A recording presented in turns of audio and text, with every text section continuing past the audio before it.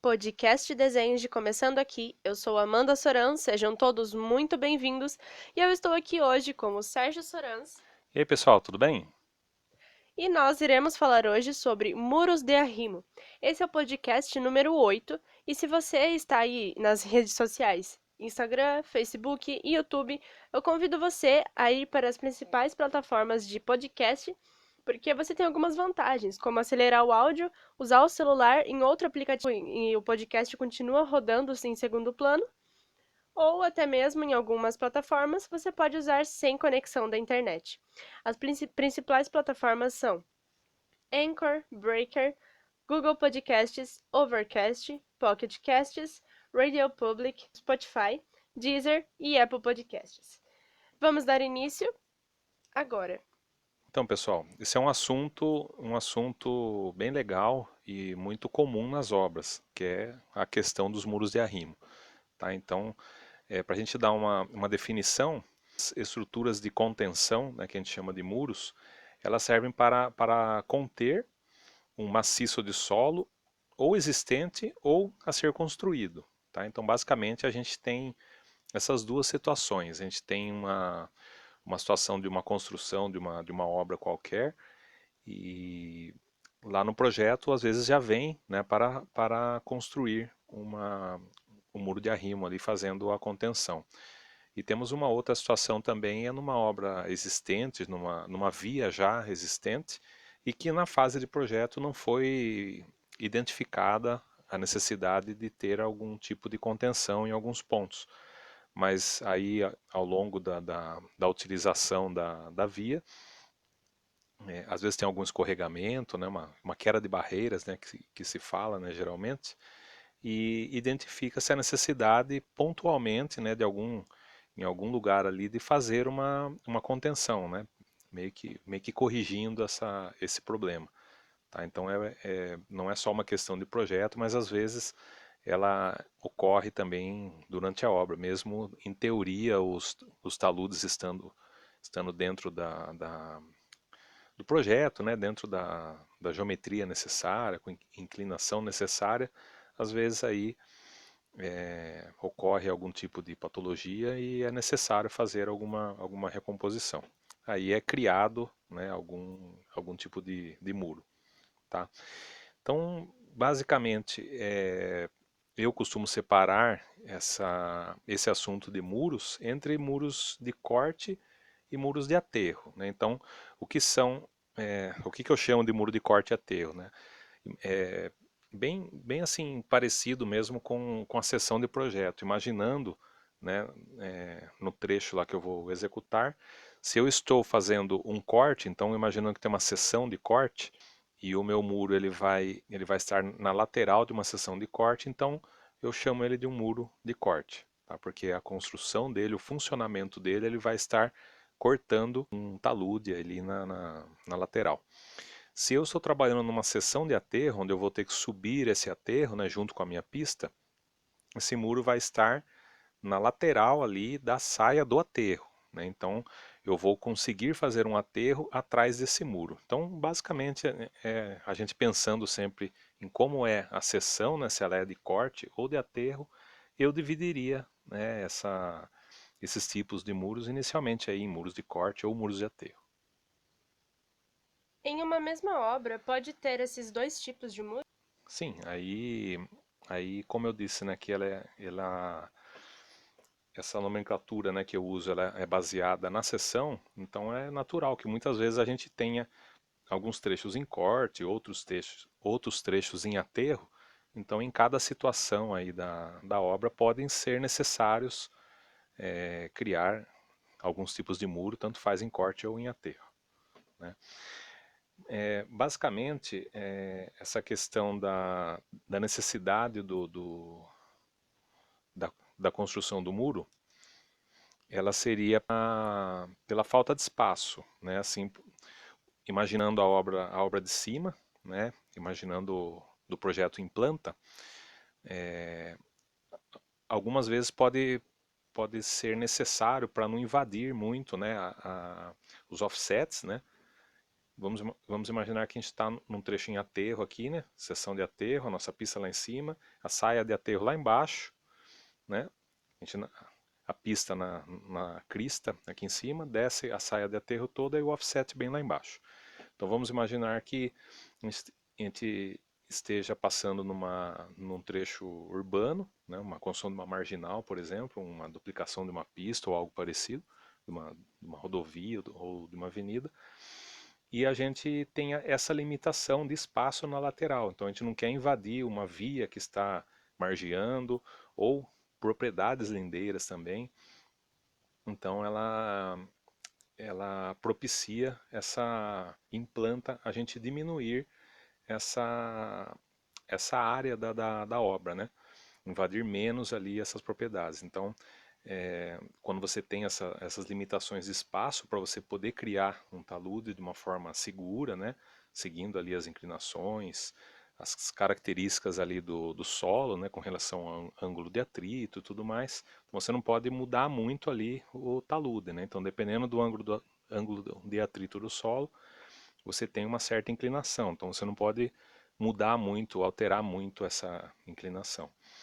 E também é muito importante a questão financeira também, porque nesse exemplo, né, que eu dei de a gente, por exemplo, numa área densamente povoada e urbana, aí a gente teria, além do custo de fazer esse talude, entraria custo de desapropriação, e às vezes tem construções, né, tem demolições, e não é tão simples assim você ficar fazendo grandes desapropriações, principalmente, né, se tiver, você imagina uma área industrial, uma zona industrial, né, que tem empresas trabalhando ali, né, com edificações, então você tem essa limitação também, até uma limitação financeira ali. Então, quanto menos desapropriação tiver, demolições e remanejamento de empresas, por exemplo, ou de moradores, então você tem tanto um custo social quanto um custo financeiro e também tempo, né, até fazer todos esses processos, né, para poder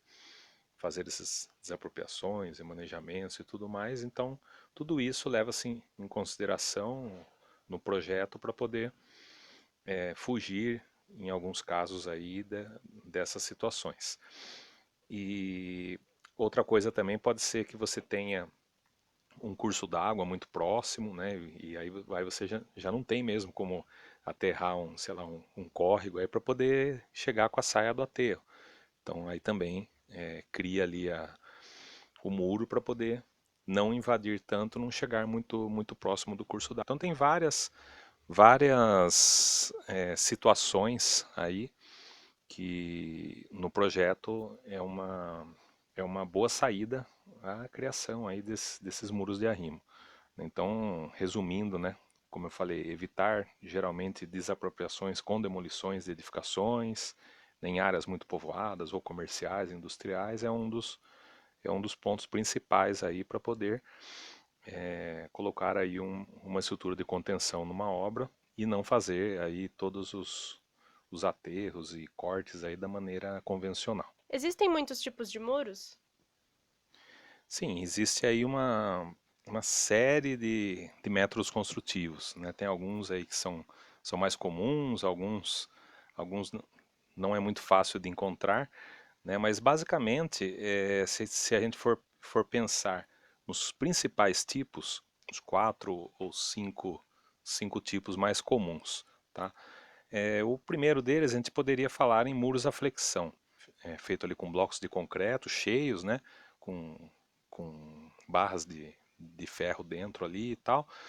E na base dele, na fundação, ele acaba formando um L, né? Então ele forma um L, ele tem até um dente ali, né, pro lado de fora, mas aí uma parte do peso do aterro acaba dando estabilidade ali a ele, então ele acaba trabalhando a flexão. Então é por isso que são chamados muros à flexão. Eu citei o exemplo, né, dele ser em bloco, mas esse paramento ele pode ser em outros tipos de materiais também. Inclusive ele pode ser em concreto armado. Também, nesse caso de fazer em concreto armado, faz essa base, né, formando o L, e as barras de ferro ali, elas já sobem por essa parede, formando esse mesmo desenho em L. Então ele pode ser inteiro em concreto armado, né? Então, como eu falei, tem vários métodos construtivos. Mas quando se falar em muro a flexão, basicamente é esse tipo de muro, tá? Um outro tipo de muro muito comum também é o que a gente chama de muros de gravidade. Então esses muros de gravidade, eles basicamente eles utilizam o seu peso próprio para poder dar estabilidade, né, para evitar ali o tombamento e tudo mais. Alguns tipos de muro de gravidade comuns, um deles é o muro em gabião, né, que são aquelas gaiolas de tela, né, com pedras dentro, né, com pedras rachão dentro. Elas são montadas, né, faz-se um gabarito ali, né, de madeira e vai montando essas gaiolas, né, as telas já vêm prontas ali, vai montando, amarrando ali com arame conforme esses gabaritos e vai colocando manualmente, vai se encaixando ali pedras rachão, né, e o cuidado que tem que se ter essas pedras, o rachão o mais limpo possível, vai encaixando manualmente mesmo ali. É um trabalho bem artesanal, vamos dizer assim. E é um tipo muito comum, esses muros em gabião é muito comum. Um outro cuidado nessa questão do gabião, também ele é um muro que ele é permeável, né? Então o maciço de solo que vai estar atrás dele, a água pode percolar, né, desse maciço, passar por dentro do gabião e sair, né? É, ele é um muro permeável. Mas aí tem que se ter de proteger a parte ali que está o solo com a gaiola com uma manta geotêxtil, né? O famoso bidim aí que a turma fala. Bidim é marca, né? Mas a manta geotêxtil aí que é o nome técnico. Para quê? Para que quando essa água percolar, né, esse solo que está na lateral, ele não entrar dentro do muro e não contaminar todo esse rachão aí que está dentro do gabião. Então, por isso tem essa questão aí da manta geotexto para ela funcionar como um filtro, a água poder passar e os finos ali do solo continuarem lá no solo, né, não invadirem o muro, tá? Então, basicamente essa que é a execução do gabião. Então você pega alguma escavação, né, para poder chegar ali na base certinho onde você vai começar. Depois a montagem, como eu falei, com os gabaritos e manualmente vai montando cada gaiola, colocando as pedras, vai fechando, amarrando tudo, colocando essa manta geotêxtil atrás e depois reaterrando ali onde você abriu para ter espaço para trabalhar e ele fica ali já segura ali todo o maciço. Então o gabião é um exemplo muito comum aí de muro de gravidade. Um outro tipo de muro de gravidade também ele pode ser feito em concreto ciclópico, né? O que é esse concreto ciclópico? Nome estranho, né? O concreto ciclópico ele é um concreto que não vai aço dentro, né? Ele é só concreto e, as paredes elas são bem mais largas, né, do que se fosse um muro em concreto armado e ele é feito com pedra rachão, né? Então também, né, você vai ter a forma, né, fora e dentro, como se fosse um muro de concreto armado. Ao invés de ter aço dentro, você vai encher de pedra rachão e depois coloca um concreto bem fluido e concreta ele, né? Então ele acaba ficando esse concreto com pedras bem grandes, né, com pedras rachão dentro, uma parede bem larga, bem parruda e sem o aço dentro, tá? Então é um muro muito comum aí, geralmente em alas, né, bocas, né? Mas a gente identifica ele, né, depois de pronto vendo aquela parede bem larga. Então, sempre que falar em concreto ciclópico, é esse método construtivo aí. Ele é forma, rachão dentro e concreto, né? A gente vai jogando concreto, vai passando até com uma vassoura ali, né, para ir entrando ali o concreto no meio do, da pedra rachão, né? Que não tem muito como vibrar, por exemplo, né? Porque é cheio de pedra rachão ali, então não é uma mistura meio artesanal também, né? Então, e por isso também as paredes são grandes, né? Até para dar resistência e para facilitar ali, porque se imagina ficasse uma bicheira por trás, fosse muito pequenininho, colocasse a pedra, rachão quase na largura da parede e o concreto não entrasse por dentro, ficasse uma bicheira embaixo. Então ele sendo mais largo, ele tem mais espaço ali até para trabalhar ali, para poder fazer essa montagem, né? Então, muros de gravidade, eu acho que os mais comuns aí seriam esses, né? Se bem que, né, como eu digo, tem vários tipos aí, né? Tem vários tipos de materiais aí que o pessoal usa, tá? Vamos pensar agora num outro tipo de muro. Seria um muro geralmente em corte, mas tem algumas questões também que pode ser em aterro, esses próximos muros, né, que a gente vai citar. Um deles é a cortina atirantada. Essa cortina atirantada é um muro, é muito fácil da gente ver ele depois de pronto, que são aqueles muros que a gente olha assim de frente, eles aparentemente é um concreto armado, né, como se fosse um muro a flexão, mas ele tem aquelas cabeças ali para fora, assim, né, que são as pontas ali do tirante onde foi feito a proteção. Então ele fica com aqueles gominhos, vamos dizer assim, para fora. Então ali é feito um tirante, né, dentro do talude, é injetado uma nata, né, de cimento e feito a proteção. Então por isso que é a cortina atirantada. Então tem esses tirantes protendidos, e depois é concretado ali onde tem essa cabeça.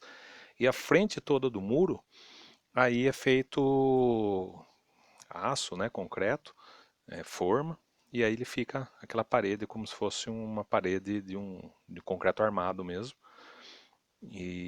Mas você sabe que é atirantada por causa dessa questão aí das cabeças de proteção, vamos chamar assim. Então é um muro muito usado aí para situações em corte. E é um muro que às vezes pode ser muito alto, né? É um muro que a execução dele, né? Ela pode indo de cima para baixo, ou às vezes vai pulando né? Vai fazendo damas. Então é um muro muito comum aí, principalmente em rodovias. E parecido com ele, né? Vamos dizer parecido, mas tem algumas diferenças, né? É o solo grampeado.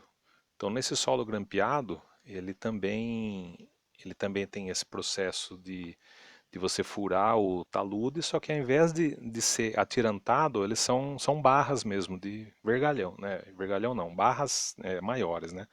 Barras CA50, aço de construção, né? Então, grampeia-se o talude com essas barras, né? Aí depende do projeto, 8, 10 milímetros ou até mais, depende do projeto, mas ferro de construção mesmo.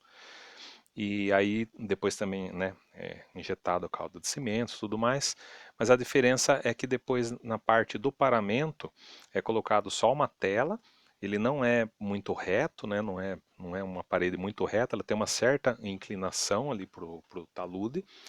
E aí é colocada essa tela soldada e é projetado o concreto. Então não é aquele concreto, né, com a bomba que a gente vai projetando, né, uma boa parte vai caindo, né? Então na composição a gente usa aí uns coeficientes de perda aí alto de 70% geralmente, e muito desse concreto ele vai cair.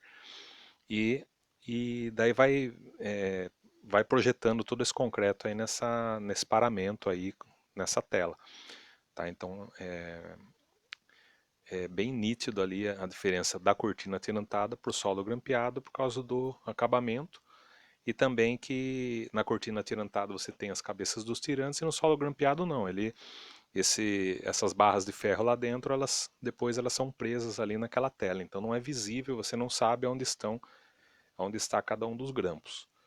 Então, visualmente aí essa é a diferença entre os dois. E uma diferença também que a gente tem para esses dois muros, tanto a cortina tirantada quanto o solo grampeado, a gente falou lá do gabião que ele é um muro permeável, né, que a água percola ali por ele e tal. Para esses dois muros, não, eles são muros impermeáveis. Então a gente tem aqui a presença dos barbacãs, né? O que são esses barbacãs? São aqueles tubinhos, né, de PVC ali que saem de dentro do muro para poder tirar essa água que está atrás, né? A água que vem lá do maciço, a hora que ela chega no muro, ela encontra aquela parede toda impermeável, tanto faz se é cortina ou solo grampeado, ela não vai conseguir passar por dentro do concreto, então já tem esses tubinhos que são chamados de barbacãs, que eles atravessam ali e a água pode sair de dentro do talude, sair aqui para a parte de fora. Tá? Então, dependendo aí do projeto, tem várias linhas de barbacãs, mas geralmente elas estão mais na parte mais baixa ali. Tá? Mas dependendo da altura, às vezes tem projetista que joga uma outra linha numa parte mais alta. Tá? Não só ali, tipo, a um terço ali da altura. Tá? Mas o projeto especifica aí exatamente o que é necessário. E alguns cuidados também para essa parede, né, atrás, para essa parte de trás do paramento, né, geralmente é feito um dreno ali com areia, com brita, mas é muito mais comum hoje em dia a geogrelha, porque essa geogrelha ela já vai pegar a água que está chegando no paramento, vai descer e direcionar ela para esses barbacãs. Tá? Então é muito comum, né? Tem vários fabricantes aí que já têm essas geogrelhas específicas. É parecido com aquela às vezes, que o pessoal usa muito em jardineira, né? Que um lado ele tem o mesmo manta geotêxtil e o outro lado não, porque ele já está encostado ali no vento e por dentro dessa geogrelha ele faz um sanduíche ali, a água corre ali, é muito melhor de se executar do que ficar fazendo ali com areia, com brita, né? Então tem essa questão de tirar essa água. Um outro ponto também, outros dois pontos aí que é importante salientar, que a gente tem que ter cuidado com a água, é na parte de cima, lá na crista. Então geralmente é feita uma canaleta, meia cana lá em cima, né, para a água que vem ali do talude não escorrer pela parede e não infiltrar também atrás do paramento. Então a água que vem por ali, superficial, escorrendo pelo talude, ela cai nessa canaleta meia cana e tira ela de cima do muro, né? Já joga ela para drenagem nas laterais. Então é um ponto muito importante fazer essa captação aí, essa canaleta lá no topo, lá na crista aí do muro, vamos dizer assim. E também no pé do muro, né? Então se você já tem uma calçada, por exemplo, bem no pé ali, já tem o caminho natural da água. Mas se não tiver, também é importante fazer uma canaleta ali para não poder ter nenhum tipo de infiltração, né? Então, quanto mais impermeável for o pé do muro, né, a parte de baixo ali, que a água não vá para a fundação. Um outro ponto importante aí, e isso em qualquer tipo de muro, sempre no projeto também vai estar claro isso, né, explícito, é a questão da ficha, né? Então, ele nunca começa ali onde a gente está vendo depois de pronto, né? Dali para cima, ele sempre tem uma parte que fica enterrada, né? Até para poder dar essa estabilidade. Essa fundação, esse apoio, vai estar numa cota mais para baixo e depois ele é reaterrado ali a parte de cima, criando essa ficha. Então já faz parte ali até dos cálculos ali para poder dar mais estabilidade no muro, desde gabião, as cortinas, então todos esses muros aí, se você for analisar o projeto, você já vê ali a parte da ficha. Então, na hora de executar, a gente sempre executa uma parte que vai ficar enterrada, que é chamado aí de ficha, né?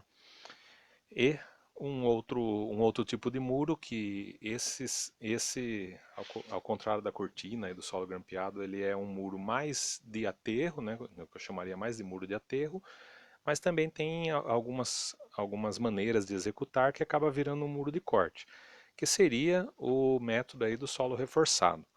Tá? Então esse solo reforçado tem alguns fabricantes, né, alguns tipos de métodos aí, né, com nomes específicos. O mais famoso aí é o terra armada.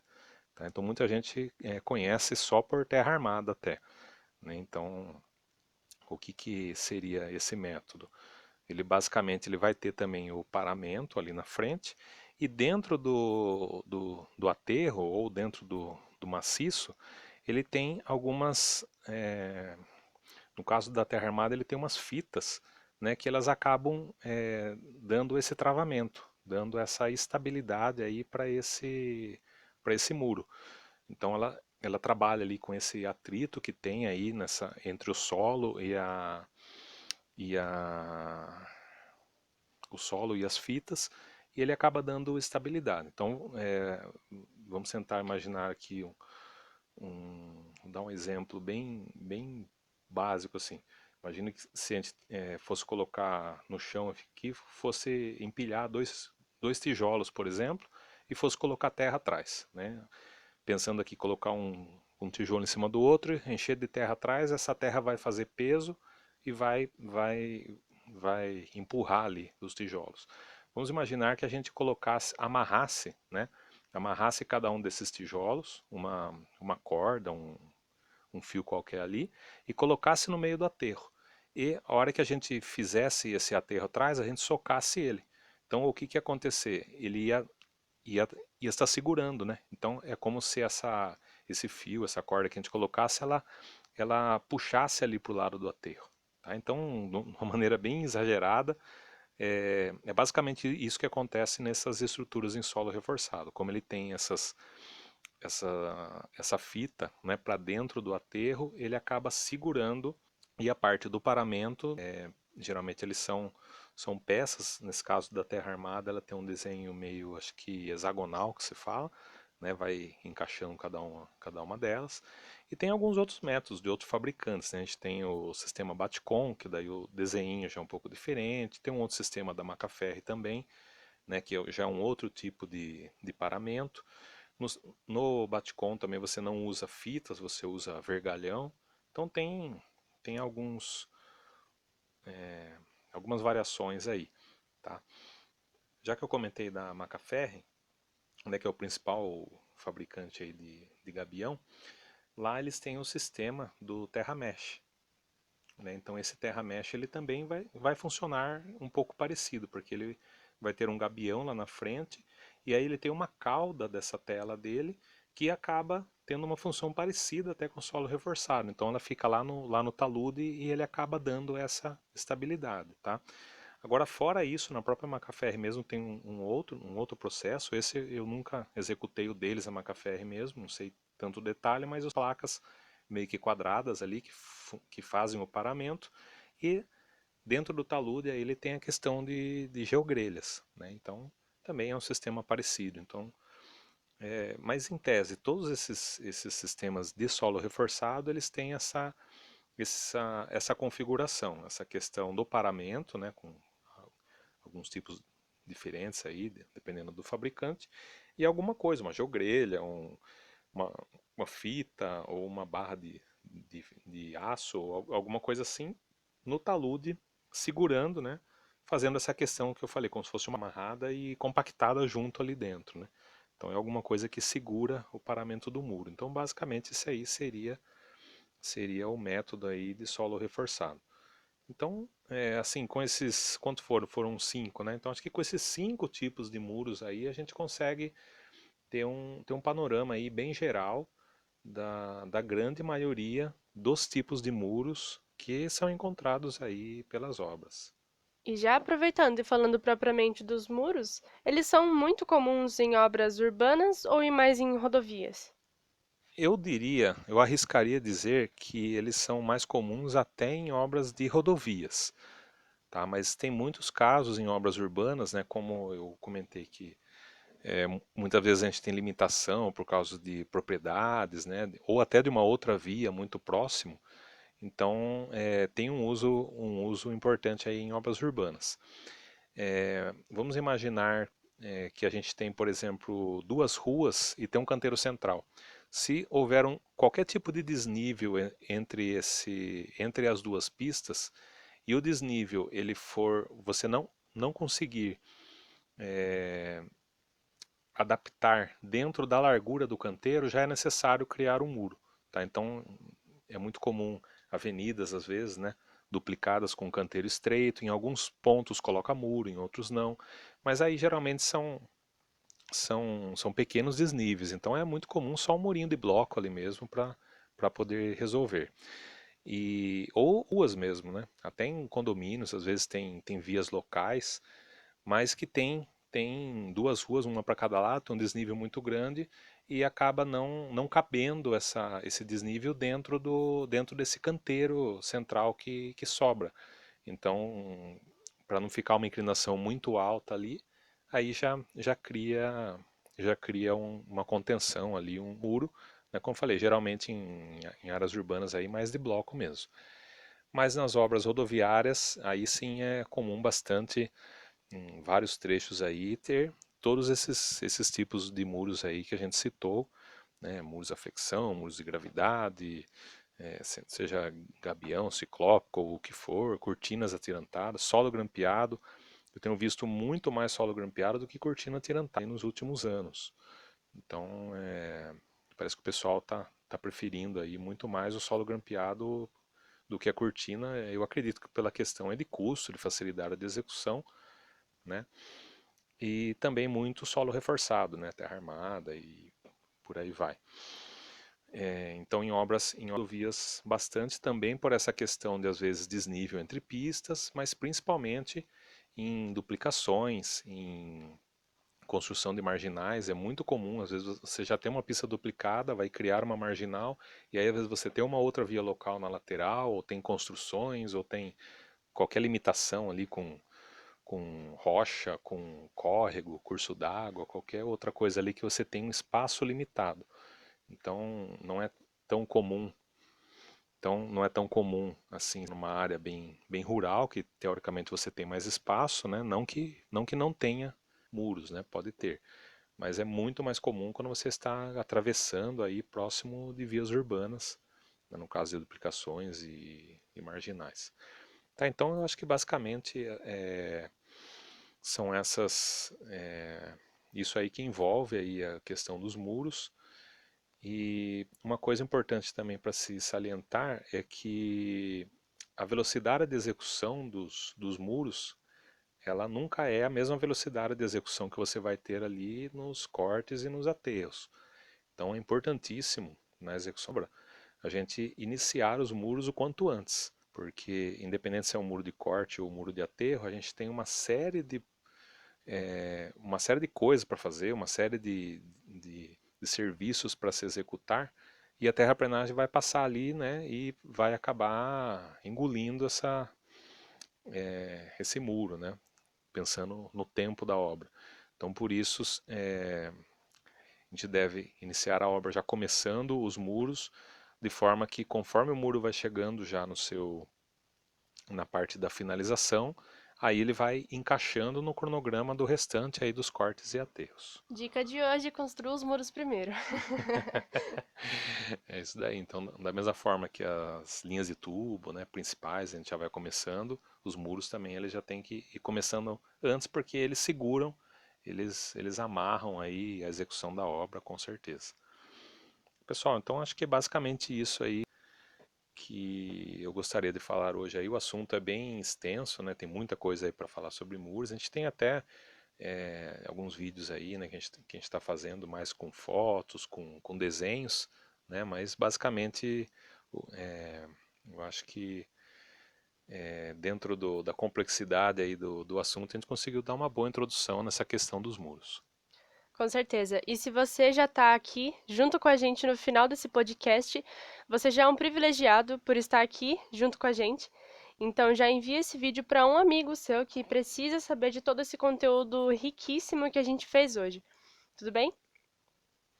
É isso aí, pessoal. Até mais. Até mais!